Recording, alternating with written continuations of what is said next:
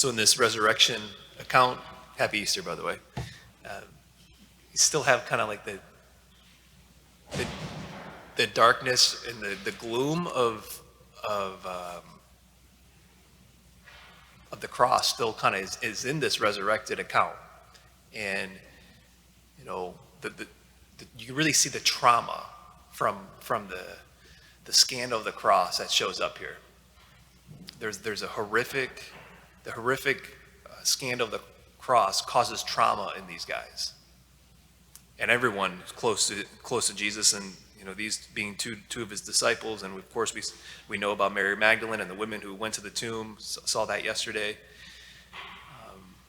And so here we are in the Easter joy, and I was praying this morning with this account that church gives us here a couple days into Easter.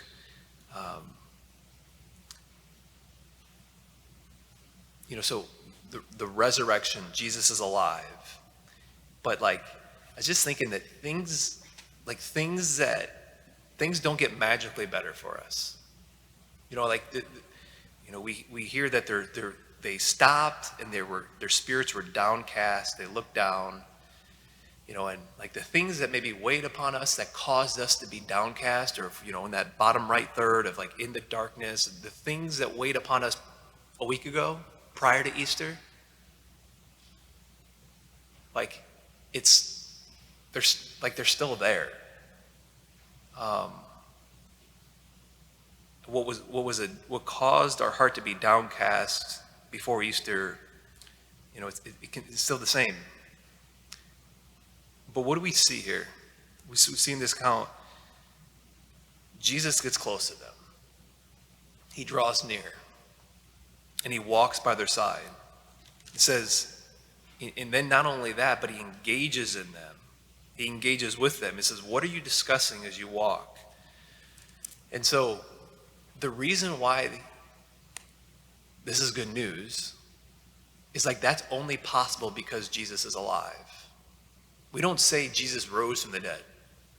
You know, the classic traditional proclamation for Easter is Jesus Christ is risen. And the response is he's risen indeed. It's he is risen. It's not he rose.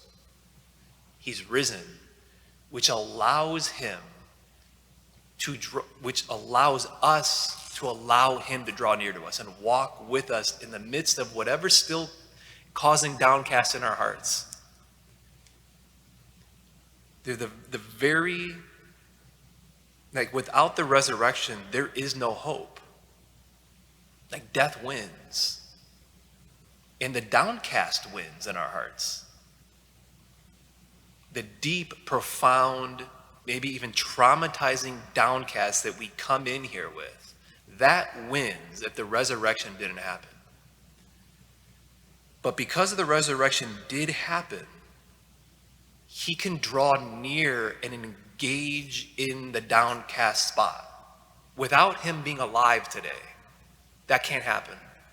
You know, the very first paragraph of the catechism, you know, forget how many thousands of paragraphs in the catechism there are. The very first paragraph says this: at every time, in every place, God draws close to man.